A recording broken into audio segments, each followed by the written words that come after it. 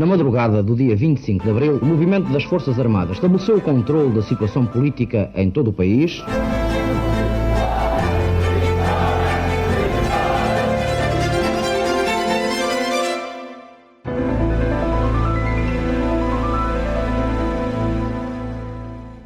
Olá, bem-vindos a mais um episódio de A História Repete-se, com Henrique Monteiro. Olá, Henrique.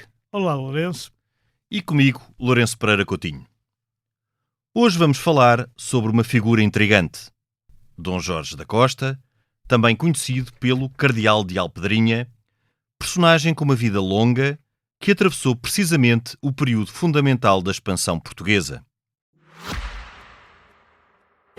Subscrever o Expresso é ter acesso à melhor informação, a uma vasta oferta de conteúdos exclusivos e à opinião de referência. Subscrever o Expresso é tornar-se membro do nosso clube, poder ser voz ativa de uma comunidade informada e beneficiar de vantagens exclusivas. Subscreva o Expresso em expresso.pt/digital. Expresso. Liberdade para pensar. Sobre este Cardeal de Alpedrinha, correram muitas lendas e fantasias, desde as suas origens e filiação, passando pela sua idade e pelos motivos porque, no início da década de 1480, saiu de Portugal para não mais voltar. Conta-se, inclusive, que terá sido eleito Papa, declinando a honra no Cardeal della Rovere, futuro Júlio II. Tal como no caso de Pedro Julião, o português que foi efetivamente eleito Papa no século XIII, boa parte da biografia do Cardeal de Alpedrinha permanece por confirmar. Dele se diz que nasceu em 1406, de origens humildes.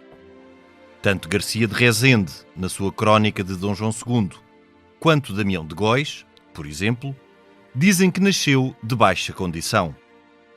O seu pai, Martim Vaz, seria almocreve, e o nome de sua mãe é incerto, podendo ser Catarina Gonçalves, forneira, mãe dos outros filhos de Martim Vaz.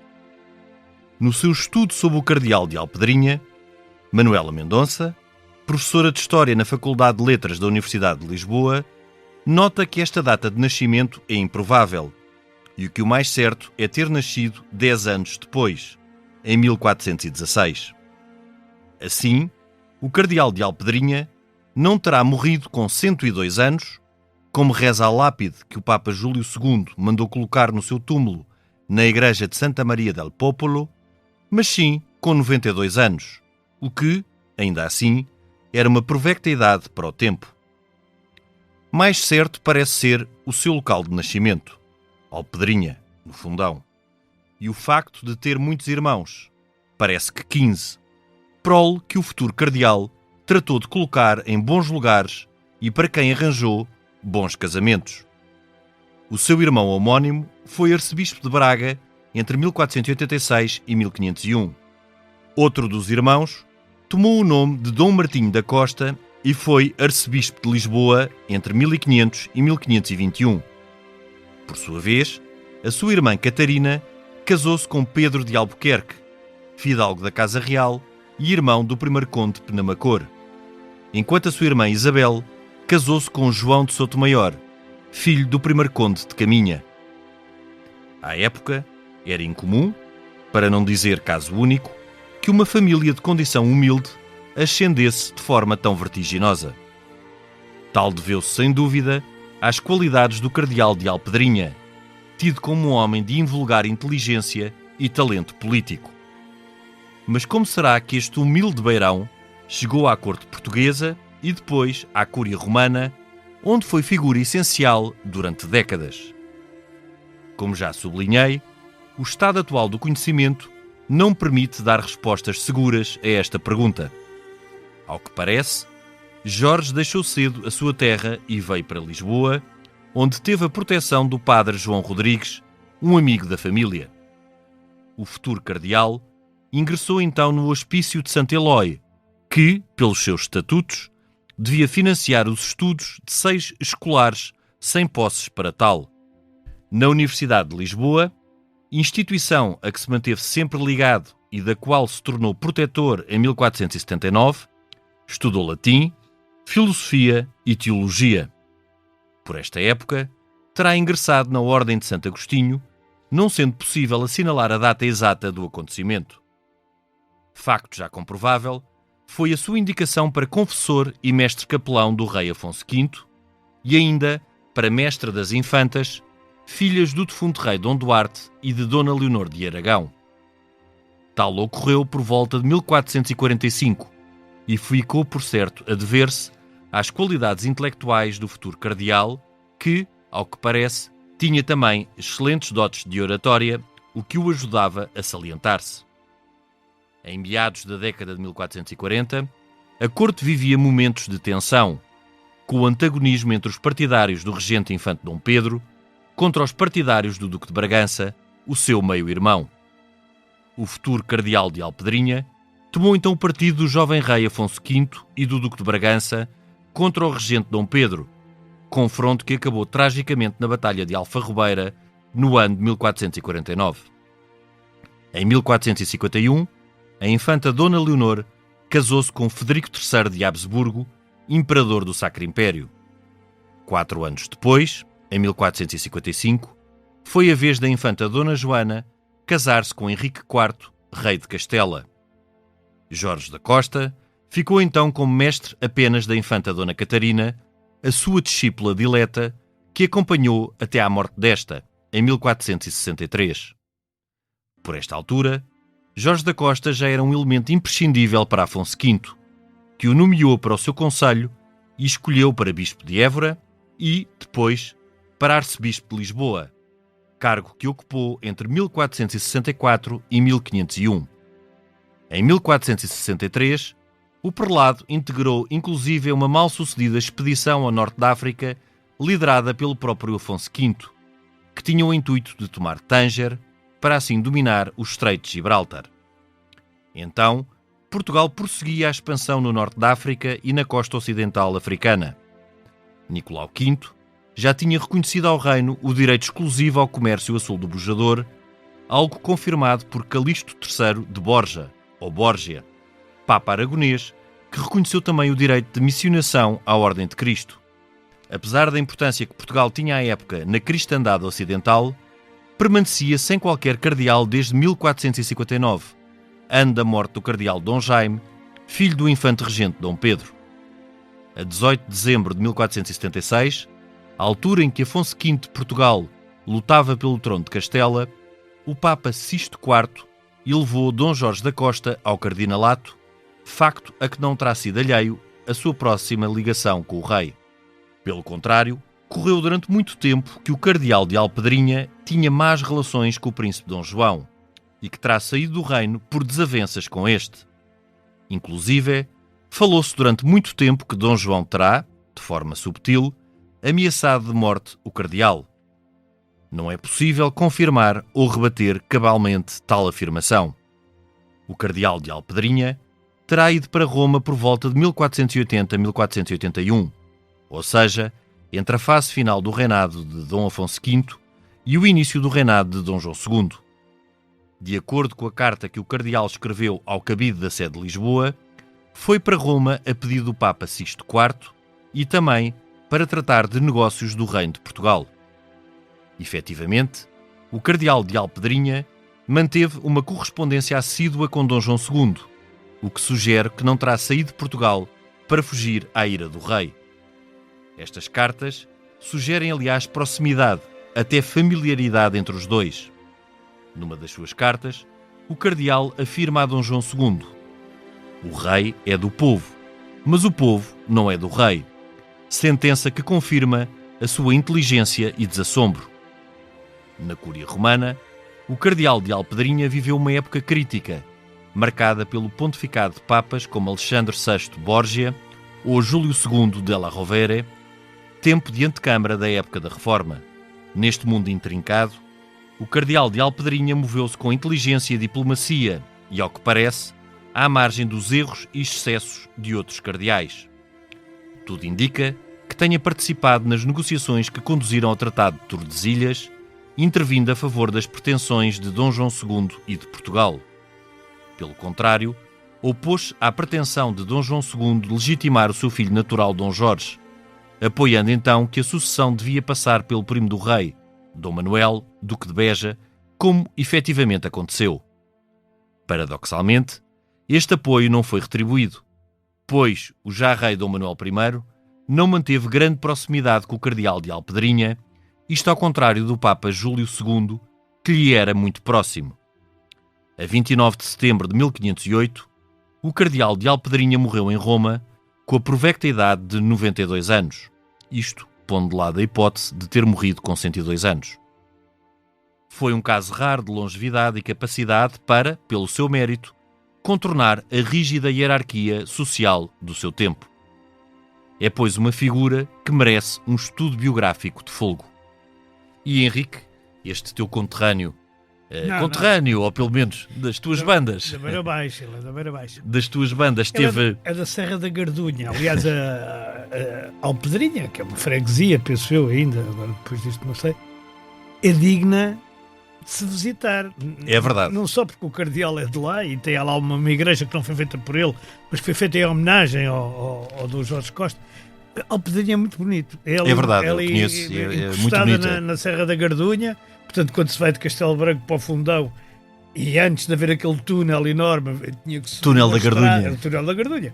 Tinha que subir uma estrada, eu sou desse tempo, como é óbvio, tinha que subir uma estrada e passava-se a Alpedrinha. E vale a pena lá ir. Mais que não seja, não se sabe nada mais sobre o cardeal, mas fica-se a saber. Mas pronto, mas tendo o cardeal sendo uma figura das tuas, beirã, por assim dizer, isso parece-me que é consensual, e existindo estudos de Manuel Mendonça, e existe também um livro, por exemplo, de Manuel Brás Venâncio, que compila muitos dos escritos sobre o cardeal. É uma figura enigmática. De certa forma, quando eu estava a preparar este episódio, lembrei-me muito de Pedro Julião, de quem pouco ou nada se sabe, e, por outro lado, até de um Luís Vaz de Camões, de quem, sobre o qual permanecem muitos pontos de interrogação. Não tendo nada a ver com Luís Vaz de Camões, mas só... Ele historicamente é entre os dois, quer dizer, porque ele nasceu em 1406, portanto ele é quase de 200 anos depois do nascimento de Pedro Julião e 100 anos antes de Camões.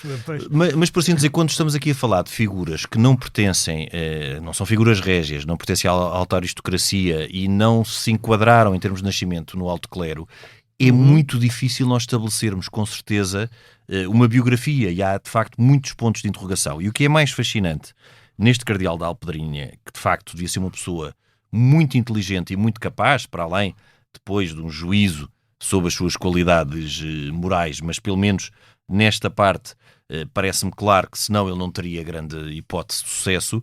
Ele foi um caso quase único de alguém que, sendo de origens modestas ou mesmo humildes, ascendeu aos mais altos cargos, e ele inclusive na Cúria Romana como cardeal esteve ao lado de uma série de outros cardeais de famílias poderosas, Médicis, Della Rovere, e ombreou com eles.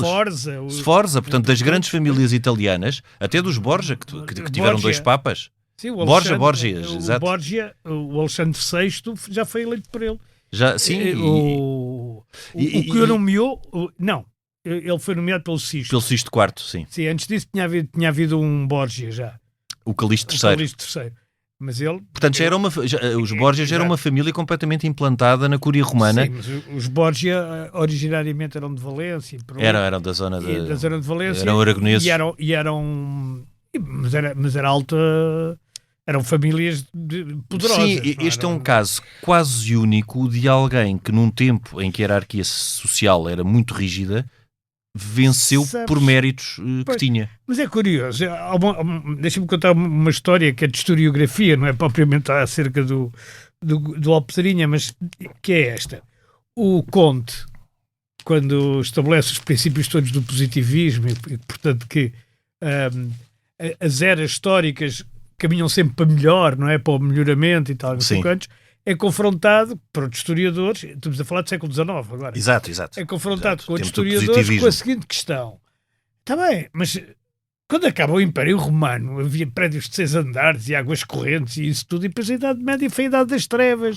Como é que você justifica que tenha havido um avanço da história? E ele teve que estudar bastante, porque isto não é óbvia a resposta.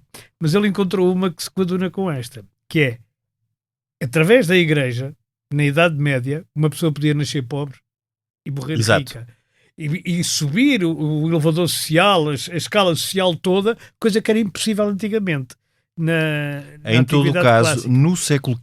no século XV, Sim, era raro. Era muito difícil, porque a nomeação de um cardeal era por indicação. Hoje em dia nós vemos os cardeais são nomeados pelo Papa, como é óbvio, não passa pela cabeça de um Presidente da República Português indicar ao Papa quem é que deve ser o cardeal português. Mas já passa na cabeça dizer ao Papa que esse não.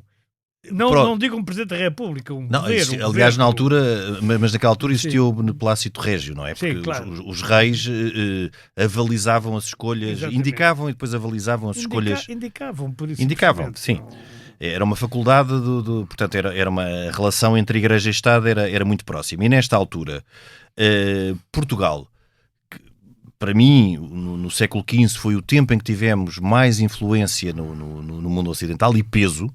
E então, neste tempo, de Dom Afonso V, Dom João II, e em que Portugal, estranhamente, permanecia sem um cardeal. Nós permanecemos durante 17 anos sem termos um cardeal. Exato. E óbvio que um cardeal na Cúria, à partida, tomaria partido e defenderia os interesses portugueses, sendo que os interesses portugueses, na altura, Portugal tinha, de facto, muitos assuntos a tratar na Cúria, sobretudo relacionados com a expansão. Até com o reconhecimento do exclusivo de Portugal à expansão, com estas reconhecimento da missionação à Ordem de Cristo, etc, etc, etc.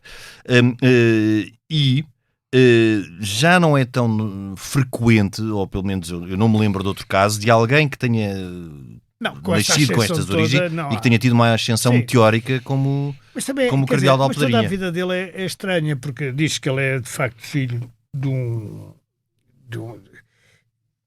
um homem que vivia também em Alpedrinha e era almocreve. Portanto, o almocreve é um tipo que vai comprar coisas a um sítio para vender no outro. Uma espécie de um comerciante, um pequeno comerciante. Uma mula, não é? Sim. Com duas mulas. Mas, ao mesmo tempo, há quem sustente que o padre que o traz para Lisboa, o padre João Rodrigues, podia ser da família dele. E esse padre João Rodrigues já havia de ser uma pessoa importante. Porque ele tinha aquela coisa do hospício, ou hospital, ou como lhe queiramos chamar, de Santo Eloy, onde, aliás, o Jorge Costa, portanto, o cardeal, estuda latim, filosofia, teologia e aquelas coisas. Sim, onde salienta, onde primeiro dá nas vistas. Exatamente. E depois é tido por muito, muito, muito inteligente. Vai para a Universidade de Lisboa. Ele, aliás, chega a ter um cargo na Universidade de Lisboa que é tipo reitor, que é protetor e diretor. Sim. E não sei o quê. Henrique, mas aqui o que é o passo muito significativo e de facto era praticamente impossível, se não mesmo impossível de o fazer sem um patronato, sendo este padre Jorge Rodrigues da família dele ou não, é este passo... Não é Jorge, é João, acho eu. João Rodrigues, exatamente. Jorge é ele, tens toda a razão. É praticamente impossível de se dar este passo de Alpedrinha para Lisboa, ou para a Universidade de Lisboa, sem o apoio de alguém sem o apoio de alguém, não é?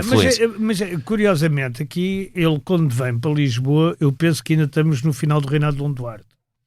Sim. Depois chega-se a... Dom Duarte morre em 1438, portanto é muito provável. É provável que a gente esteja no final, ou quase no final do reinado de Dom Duarte. Depende, porque se ele tiver nascido efetivamente em 1416, teria 22 anos no final do reinado de Dom Duarte. 20... Sim, e é o mais provável, porque eu também, aquela tese ele morrer com 102 anos, também parece bastante... Ainda hoje parece muito quando está na altura, não é? Sim. E 92 anos de altura era uma coisa absolutamente Henrique, ainda por cima, sobrevivendo numa Cúria Romana que à época tinha o costume de oferecer vinho cheio de vinho temperado e as célebres lulas recheadas, não é? Sim, os choques com tinta. Choques com tinta, lá que era, pois. É isso. Bom, portanto, aquilo era difícil sobreviver na Cúria Romana. Mas, enfim, ele sobreviveu, isso não há dúvida. Agora, ele quando vem para cá, ele torna-se muito amigo do Afonso V. E toma o partido dele contra o Dom Pedro, como tu muito bem explicaste, e torna-se muito amigo do Afonso V. E torna-se confessor do Afonso V. O que era da maior importância. Quando chega a confessor do Afonso V é da maior importância. É uma pessoa que tem os segredos todos do Estado. Sim. na posse dele. Não só tem os segredos do Estado, como influencia a governação. Exatamente. E não só tem os segredos do Estado, como tem os segredos da própria pessoa que manda ao Estado. Claro. Que também, e esse foi um dos motivos, por exemplo, porque o Marquês de Pombal afastou os jesuítas, não é? Por serem Exatamente, confessores da família real. Confessores da família real. Ora bem, agora, ele, quando chega aqui a confessor, portanto, ele já está, depois é nomeado primeiro para Évora, depois subiste para Lisboa, portanto, aí já é um grande eclesiástico. Claro. Agora, que ele acumula. Aliás, exato, depois mas ele mantém-se como chega, cardeal em Roma exatamente, e acumula mas o quando governo. chega o Dom João II, filho do Afonso V, não é? E o João II, como tu sabes, o filho morreu-lhe, o Dom Afonso, o herdeiro, morreu. E conta-se, há uma história que é capaz de ser lenda, que ele vai ali para os lados de Santos, onde é hoje Santos, caminhar à beira-rio, o Dom João II, que ainda não era rei, ainda o pai era vivo, vai com um primo, que também chamado Dom Jorge, salvo erro, e vai o Jorge Costa, não é? E o Dom Jorge diz qualquer coisa, porque consta que o Dom João II queria deixar o trono, depois de lhe morrer o filho, e essas coisas, as pessoas queriam deixar o filho, queria deixar o reino a um filho ilegítimo, bastardo, e há um partido de que faz parte o Jorge Costa contra isso, não é? E que é a favor do primo, do Dom Manuel, que aliás acaba por suceder como Duque de Beja. Mas que eles se irritam por qualquer coisa, os dois primos, e o Dom João II pega numa pedra enorme, um calhau enorme, e faz menção de atirá-la ao primo, mas atirar para as águas. E que o Jorge Costa terá dito: saiba, Dom João, que essa pedra jamais me acertará na cabeça. Pois. E no dia seguinte vai para Roma, o que mostra que ele não só era inteligente, porque o outro foi morto pelo Dom João II. Foi o Dom Fernando, Duque de Bragança. O Dom Fernando. Mas, Henrique... Não é só o Dom Fernando, é o outro, eu acho que é o outro agora. Não, é o Dom Fernando. É o Dom Fernando, Duque de Bragança, Fernando, que depois em 1483 é morto. Mas isso, essa que acaba por ser uma das muitas lendas em que está envolta esta figura. Porquê? Porque esta é uma figura de facto intrigante pela sua ascensão. Exatamente porque todos os cardeais anteriores tinham uma origem. Agora, e como ele chega a Roma e se torna amigo Henrique, de Borgia, mas nesta altura... é um facto que ele deve ter ido para Roma muito antes disto. Ele é nomeado cardeal em 1476 por Sisto IV, a pedido do rei Dom Afonso V, ainda a pedido do rei Dom Afonso V.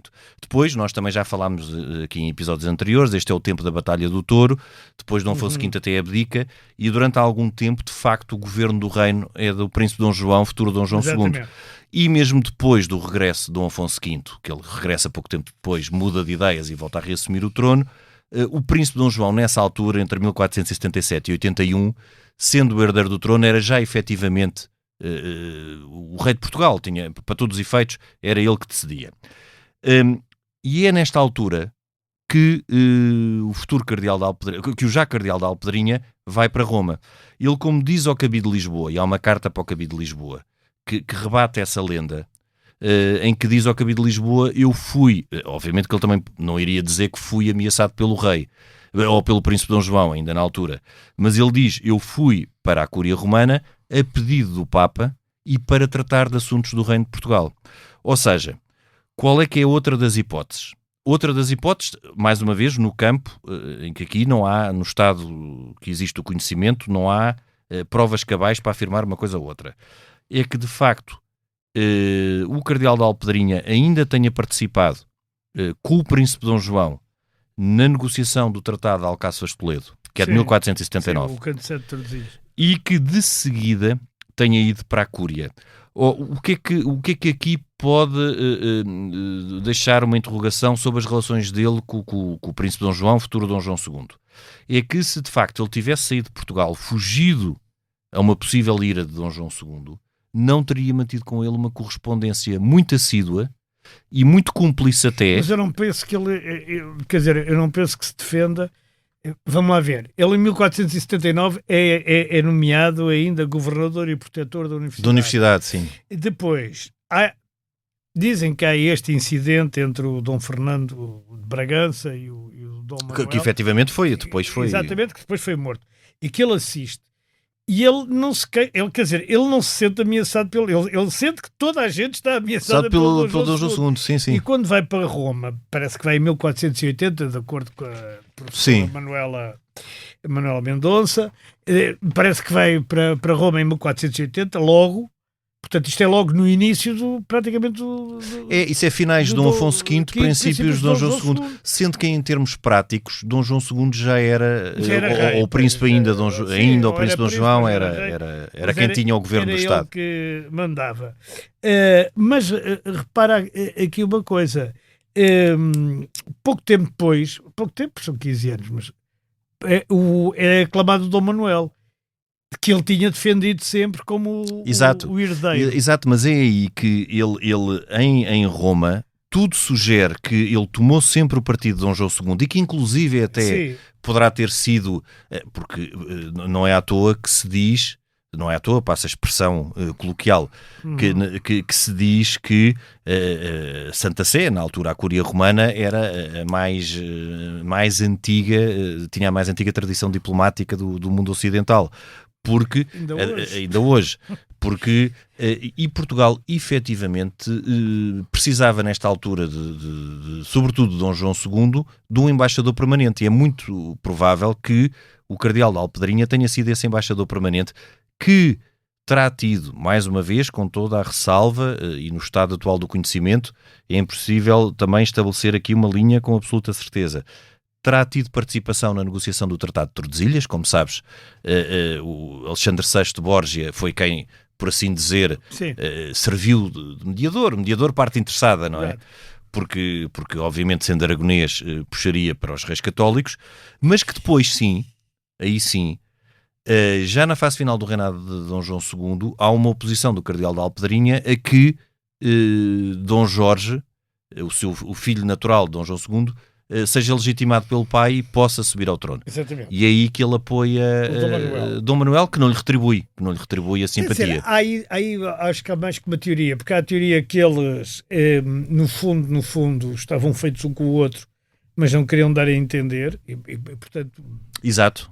Aparentemente teria uma relação distante. No fundo, não era assim tão distante. Era, no fundo, dissimular uma relação próxima. A relação próxima, para ele não aparecer na Cúria Romana como um enviado. Como um agente. Um agente de Dom Manuel. Dom Manuel, que aliás, é bom recordar, encheu a Cúria Romana de presentes, incluindo um hipopótamo. A célebre embaixada ao Papa Leão X.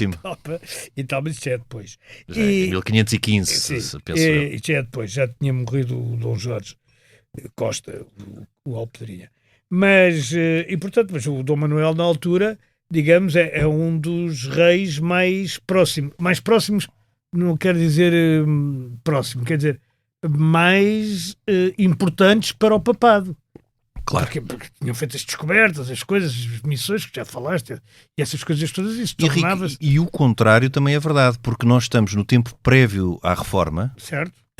Depois a partir de 1517 e depois então na década de 1520 entra em força, sobretudo no espaço alemão e no espaço nórdico, mas neste período prévio à reforma, como é óbvio, Portugal tinha o maior interesse em assegurar que o Papa continuava a emitir bulas a confirmarem os direitos de Portugal e o padroado de Portugal e os direitos de Portugal à expansão a sul do Bojador, e depois, sobretudo no tempo de Dom Manuel, com a chegada à Índia, os direitos de Portugal na Índia, de evangelização e missionação. Eu agora queria chegar a outro ponto, como é que o Alpedrinha, porque agora vamos imaginar, o Alpedrinha em Portugal é fácil de explicar. Ele tinha um amigo da família, ou até um familiar que já era importante, digamos, no meio intelectual, que era muito restrito, de Lisboa. Ele salientou-se. Era muito inteligente, ele apresentou-o ao rei, ele torna-se confessor do Afonso V, ele é nomeado arcebispo de Lisboa, é nomeado cardeal. Pronto, percebe-se melhor, claro. Percebe-se melhor. Agora, ele chega a Roma e é também uma figura importantíssima em Roma. Porque ele é amigo do Alexandre VI, que é o Rodrigo Borgia, não é? Depois ele participa em 4 conclaves, não deve haver muitos cardeais no mundo, em toda a história, que tenham participado em 4 conclaves. Ele elegeu, ou ajudou a eleger, pode ter votado contra, não se sabe. Sim.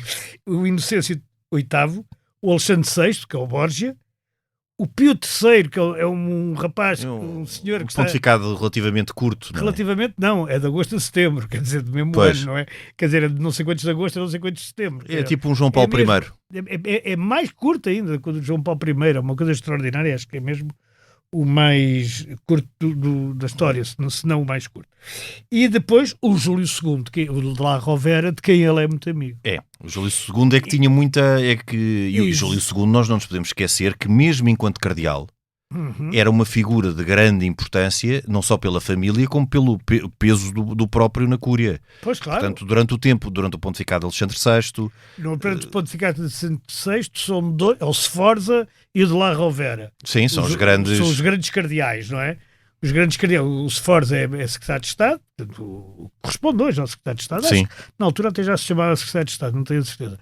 E o de La Rovera. Mas repara que o Borgia matou, ou exilou, ou estropiou, ou fez qualquer coisa a uma série de cardeais. Sim, e ele passou... Este Alpedrinha passou ali pelas pedrinhas, entre as pedrinhas da chuva. Mas também há uma relação até dos rendimentos de cada um dos cardeais da Cúria Romana, que, como sabemos, eram muito menos dos que existem atualmente. Atualmente são 100 e tal, na altura eram muitíssimo menos, não sei ao certo quantos seriam, mas entre os principais cardeais, apesar deste Dom Jorge da Costa ter acumulado bastantes rendimentos, inclusive dos bispados e arcebispados que continuava a governar em Portugal, claro que, tal como Pedro Julião fez no século XIII, também se manteve, exatamente, também se fazia, também era arcebispo de Braga, só depois, com a Contra-Reforma, é que começou a haver a obrigação do bispo ou do arcebispo, do titular, residir na diocese. Tu repara uma coisa, o Borgia, numa altura em que não tem dinheiro nem para mandar cantar o século, quer dizer que ele já tinha gasto o dinheiro todo do Vaticano e mais alguma coisa, porque aquilo, entre loucuras orgiáticas e guerras e mais não sei o quê, gastava-se imenso dinheiro na altura. Ele teve uma capacidade digna de nota de torrar dinheiro. Exatamente. Mas ele, às tantas, nomeia a irmã, que é a Farnese, acho que é Júlia, não é? Júlia Farnese, para controlar as finanças do Vaticano, e descobre que todos os cardeais, ou praticamente todos, roubavam. Claro, aquilo que se fartavam, foi um tempo muito crítico. Estavam todos muito ricos, sim, uma pré-época da Reforma. E que depois leva à Reforma diretamente, não é? Claro, entre as indulgências e as não sei o quê que se pagavam, não é? Este comportamento... As simonias, como se chamava na altura. Sim. Este comportamento foi uma causa próxima e direta da Reforma. E, portanto, aqui mas o que é verdade é que o Alpedrinha aqui não aparece, quer dizer, pelo menos na historiografia comum, talvez muito especializada, apareça alguma coisa que ele tenha feito. Na historiografia comum, o Alpedrinha, ou Dom Jorge Costa, ou fosse o que fosse, ou o cardeal português, ou não sei como lhe chamavam na Cúria, quer dizer, passa totalmente despercebido. Não há... O que ainda torna mais intrigante o seu papel, porque de facto... pelo que nós vemos aqui, é sempre fácil para alguém de quem não temos muitas certezas inventar lendas, como se fez ao longo dos séculos, sim. Inclusive criar suspeições. Mas no caso, este cardeal da Alpedrinha, ele devia de facto ser uma pessoa inteligente, isso parece-me estar completamente fora de causa, que o era, e muito capaz, com grandes capacidades e dotes diplomáticos. E também, no meio de toda aquela intriga e ambiente pouco saudável que era a Cúria Romana nas vésperas da Reforma, mantido alguma integridade. É muito provável que isso tenha acontecido, e uma dessas provas é até a consideração, por exemplo, que Júlio II tinha por ele, e o facto, como tu dizes muito bem, não era fácil passar imune a um pontificado de Alexandre VI. O Júlio II também tem muitas histórias que se... Claro, e o Leão X. Estas histórias do Borgia não acabam com o Rodrigo Borgia, não é? Não acabam com ele, nem com o Júlio II. O Leão X Médicis, por exemplo. Pois, ainda veio os Médicis também. Sim. E tudo isso. Agora... há também outra hipótese teórica e académica, que é ele não ser filho de nenhum pobre e isto ser tudo mais ou menos uma coisa... Pois, ele ser uma figura... Ser uma figura já, ou bastarda, ou não, mas já Já de uma outra... filho de algo, não é como se dizia. Mesmo assim. Não, eu quando estou a dizer de alguém mais importante e assim... Mas mesmo assim, como tu dizes, o manter-se durante décadas, não foi anos, foi décadas. É uma habilidade. Na Cúria Romana, se considerarmos que ele foi em 1480 e que ele morreu em 1508, foram 28 anos na Cúria Romana, sem uma particular proteção. É claro que, obviamente, se ele tiver a proteção do rei de Portugal, é-lhe muito mais fácil manter-se, porque o rei de Portugal, na altura, Dom João II e Dom Manuel I, eram reis importantes. Sim, mas não te esqueças que, por exemplo, o rei de França enfrentou o Alexandre VI e o Alexandre Claro. Depois o rei de Nápoles, que no fundo era ligado aos aragoneses. Era aragonês, sim. Também é Claro, Henrique, mas é justamente a sua longevidade na Cúria é mais uma prova não só do jogo de cintura, como inclusive é de uma relação próxima com Dom João II. Sim, provavelmente. Com Dom Afonso V era com certeza, com Dom João II muito provavelmente era, com Dom Manuel de facto não foi. Mas também é um facto que ele se manteve na Cúria Romana ainda Dom Manuel começa a reinar em 1495, portanto ainda estamos a falar de 14 anos, durante o reinado de Dom Manuel I. Eu disse aqui Dom Manuel II, Dom Manuel I. Não, claro, Dom Manuel II. Primeiro, Dom Manuel II, como sabemos, foi o último rei de Portugal. Exato. Mas ele, de facto, em relação ao Dom João II, ele defende tudo, na Cúria, defende tudo o que o Dom João II quer que defenda. Ele só entra em conflito com o Dom João II na questão da sucessão. É, exatamente. Ele é completamente contra o Dom Jorge, não é? Dom Jorge. Era o filho bastardo. Em todo o caso, ele empenha-se no reconhecimento a Dom Jorge, porque depois Dom Jorge, após a morte do meio-irmão, deste príncipe Dom Afonso, que era o herdeiro do trono, é confirmado como mestre da Ordem de Santiago e penso que da Ordem da Viz. Certo. E Dom Jorge também se empenha neste reconhecimento. Ele apoia-se em concentrar os mestrados no Dom Jorge, ele também não é muito favorável a isso. Mas ele é despedido nessa altura as bulas. Mas é depois de estar consagrado que é o Dom Manuel que sucede. Claro. Aqui não se percebe se o Dom Jorge Costa, portanto o Alpedrinha, tinha alguma coisa contra o Dom Jorge Príncipe. Eu penso que não. Pessoal, ou se é pura e simplesmente uma questão de dizer, não, aquele não é de uma linha bastarda, é de uma linha direta. Eu penso que será por aí. O Dom Manuel, não é? É de uma linha direta. O Dom Manuel era primo direito do Dom João II. Sim. E, portanto, era completamente avis, digo. Era avis, totalmente avis. Nós estamos sempre a fugir para o século XX e XIX. Sim, ou 17, do 17 para a frente. 17 para a frente. Não, era o Dom Manuel era neto do rei Dom Duarte. Era neto também, como o Dom João II. Depois. Portanto, era completamente... Eu penso que será mais por uma questão de legitimidade. Aliás, porque se vê que ele tem um pensamento muito vincado até sobre as funções do rei, em que se permite dar alguns conselhos ao rei. Por exemplo, esta passagem que ele diz, o rei é do povo, mas o povo não é do rei, é uma frase notável, e quase que poderia parecer, eu não diria uma frase do príncipe Maquiavel, porque Maquiavel não diria isto, mas o tipo de conselhos ou o tipo de assertividade que o Maquiavel tinha. Mas eu acho que ele não teria nada pessoal contra Dom Jorge, seria sim uma questão de respeito pela legitimidade de sucessão. Pois é, mas de facto é uma figura muito difícil de captar, porque ele não tem, digamos... Primeiro, ele não deixa uma obra coerente, quer dizer, com princípio, meio e fim. Sim, deixa alguma correspondência. Deixa algumas cartas e tal, mas aquilo não dá é um bocado ao sabor dos acontecimentos, quer dizer, não é.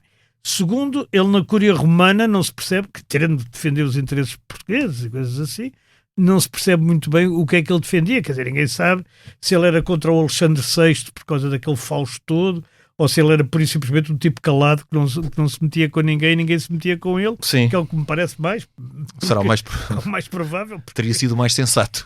E na altura provavelmente era por isso mesmo mais mesmo, saudável. É uma figura que, não sabendo até que ponto é que é possível ir muito para além do conhecimento atual que existe sobre ele, porque há elementos que de facto podem nunca aparecer, não é? Então, sobretudo sobre a sua vida inicial, é muito mais provável que durante o tempo da Curia Romana seja possível descobrir muito mais e ir muito mais e aprofundar muito mais. Mas nos tempos iniciais, sobre a fase inicial da sua vida, é mais difícil. Eu penso é que não sei se há alguma investigação profunda nos arquivos do Vaticano. Haverá uma investigação ainda a fazer nos arquivos do Vaticano, onde possivelmente se poderá descobrir mais sobre a sua atuação nesta fase. E fica aqui também já uma sugestão, se algum dos nossos ouvintes tiver esse desprimou para o trabalho da professora Manuela Mendonça. Com certeza. Que é enorme e que, enfim, é quem vai mais longe, pelo menos com certeza, agora. Com certeza. Não, mas saiu outro livro agora sobre o cardeal. Mas de alguém, ou inclusive a própria professora Manuela Mendonça, ou outra pessoa que há ainda, se calhar, uma investigação que exige, obviamente, tempo e estadia em Roma para aprofundar, pelo menos este tempo interessantíssimo da estadia do cardeal de Alpedrinha em Roma. Pelo menos aqui no nosso episódio procurámos apresentar esta figura intrigante que muito provavelmente, para além de Pedro Julião, terá sido o português destes séculos a estar mais próximo de uma eleição como Papa. Henrique, nós até para a semana. Até para a semana. A gravação e sonoplastia esteve a cargo de Tomás Delfim. Nós voltamos na próxima semana, noutro tempo e noutro espaço.